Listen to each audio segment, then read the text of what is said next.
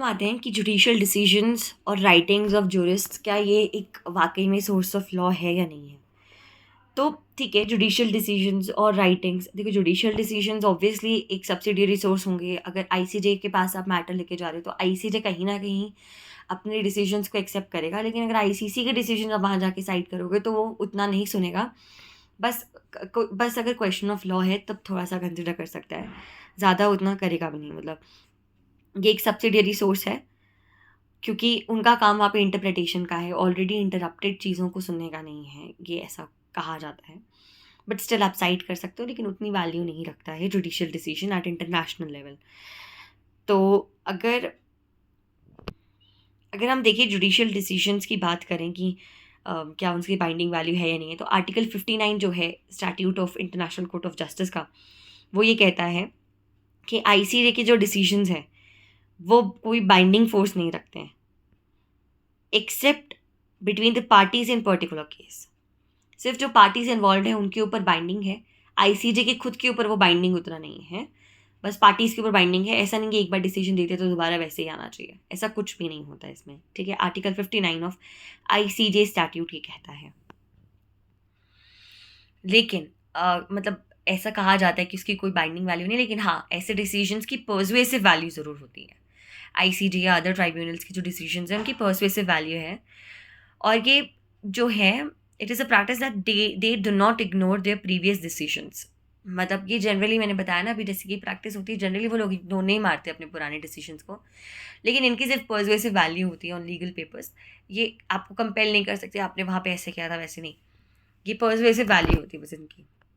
अब अम, अगर हम बात करें कि क्या जो एक्सप्रेशन हमारे पास है जुडिशियल डिसीजंस का, क्या उसमें नेशनल कोर्ट्स के डिसीजंस भी आते हैं या सिर्फ इंटरनेशनल कोर्ट की ही बात कर रहे हैं, तो बिल्कुल हाँ, नेशनल कोर्ट्स के डिसीजंस भी आते हैं। जैसे कि पैकेट हवाना केस था, ये यूएस का केस है जो हमने कस्टम वाली वीडियो में डिस्कस किया है, पैकेट हवाना केस।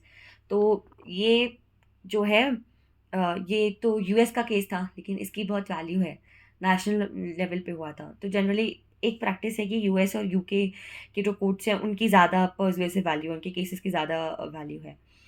तो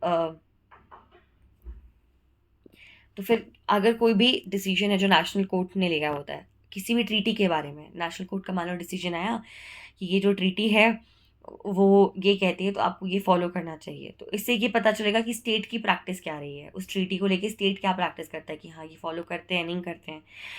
और या तो फिर कोर्ट इंटरप्रिटेशन निकाल रहा है किसी ट्रीटी का, तो कोई दूसरी कंट्री अगर मान लो केस चल रहा है उसका पेंडिंग है, तो वो ही बोल सकती है कि इस कोर्ट ने, इस केस, इस कंट्री के इस कोर्ट ने ये इंटरप्रिटेशन दी है इस ट्रीटी को, यानी कि वो लोग ये मानते हैं कि इसने इंटरप्ट नहीं किया इस इंटरप्रिटेशन को, मतलब ये लोग वही इंटरप्रिटेशन मान के चल रहे हैं जो कि सरासर गलत है।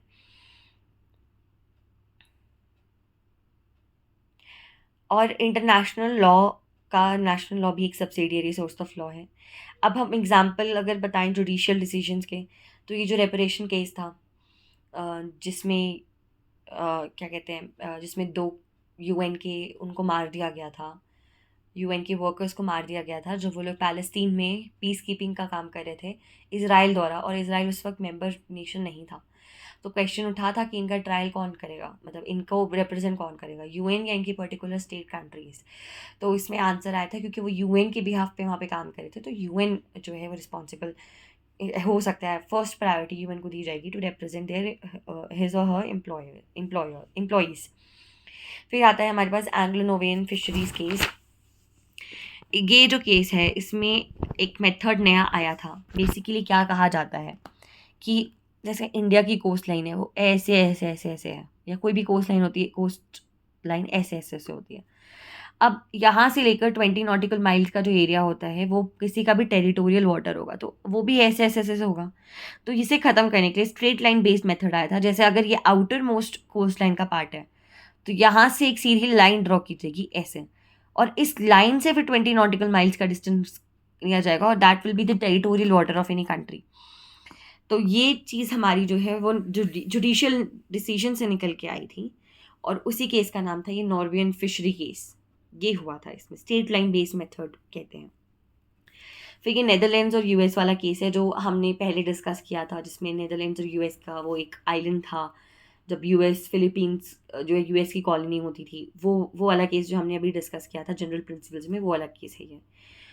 और फिर न्यूरमबर्ग एंड टोक्यो ट्रायल्स ने हमें एक क्रिमिनल कोड दिया है। न्यूरमबर्ग ट्रायल जब हिटलर वाला जो हिटलर के जो जितनी भी फौज थी उन सबको जब ट्रायल कर रहे थे, उसे न्यूरमबर्ग ट्रायल बोलते हैं। तो उधर वहाँ से जो हमारे निकल के आए हैं रूल्स, वो क्या है कि कोई भी इंसान क्राइम्स अगेंस्ट अग्रेशन कर रहा है, क्राइम्स अगेंस्ट ह्यूमैनिटी कर रहा है, क्राइम्स अगेंस्ट पीस कर रहा है, तो he will be criminal liable internationally. ठीक है। एक और सोर्स है जुडिशियल डिसीजंस के अलावा, राइटिंग्स ऑफ जूरिस्ट। तो आईसीजे का ये ओपिनियन है कि आप लोग सिर्फ जूरिस्ट की राइटिंग पर रिलाई नहीं कर सकते हो, बिल्कुल भी रिलाई नहीं कर सकते हो। जो बहुत फेमस जूरिस्ट हैं वो लोग तो अब बहुत ही पुराने सोर्सेज हो गए हैं, क्योंकि अब बहुत हमारे यहाँ पे डेवलपमेंट्स हुई है और इंटरनेशनल लॉ डायनामिक लॉ है, तो आप उस पर रिलाई नहीं कर सकते हो। इसलिए जनरली पीपल क्या रेफ़र करते हैं कि जूरिस्ट की जगह वो लोग उसकी रिपोर्ट्स, जो इंटरनेशनल लॉ कमीशन है उसकी रिपोर्ट्स को पब्लिश करना प्रेफर करते हैं। International law commission basically UN की ही एक बॉडी है जिसमें 34 मेंबर्स होते हैं, और वो लोग ड्राफ्ट ट्रीटीज़ भी प्रिपेयर करते हैं। और जैसे जैसे हमारे यहाँ पे कॉन्स्टिट्यूशनल असेंबली डिबेट्स का एक पूरा जर्नल है, वॉल्यूम है, वैसे ये जो ड्राफ्ट्स प्रिपेयर करते हैं इंटरनेशनल लॉ कमीशन के, उस वक्त इनके बीच में जो डिबेट और डिस्कशन होता है, ये उसका भी एक अलग वॉल्यूम पब्लिश करते हैं, उसे कमेंट्री बोलते हैं। तो इस कमेंट्री को भी इसमें पूरे एक्सप्लेनेशन दे रखा होता है, इंटेंशन दे रखी होती है किसी भी ट्रीटी की, कोई भी आर्टिकल को इनकॉर्पोरेट करने के पीछे। तो इसका भी यूज़ आप कर सकते हो कि हाँ ये उनका वो बेसिस रहा होगा, उसका यूज़ करके आप उससे भी साइड कर सकते हो। फिर American journal of international law, EU की जो जर्नल है ना, ये सारी बहुत फेमस जर्नल्स हैं। इंडिया के जर्नल को भी साइड करा जा सकता है, लेकिन इस केस में थोड़ा वेस्टर्न बायस है, थोड़ा वेस्टर्न कंट्रीज़ को प्रेफरेंस ज़्यादा होता है। ठीक है। और क्या हुआ था कि यूएस ने ना हर कंट्री से 2 से 3 जूरिस्ट्स उठाए और बोला कि यूएस और आपकी कंट्री का जो रिलेशन है वो लिख दो। तो वो जो उन्होंने डॉक्यूमेंट्स दिए हैं उन सब को कंपाइल करके बहुत मोटी मोटी किताबें बनाई हैं यूएस ने, और वो जो है उसको भी आप साइट कर सकते हो। उसका नाम मैंने लिखा नहीं है, उनको याद भी नहीं आ रहा है। फिर आर्टिकल 38 क्लॉज 2 कहता है if you accept it you are going for mediation.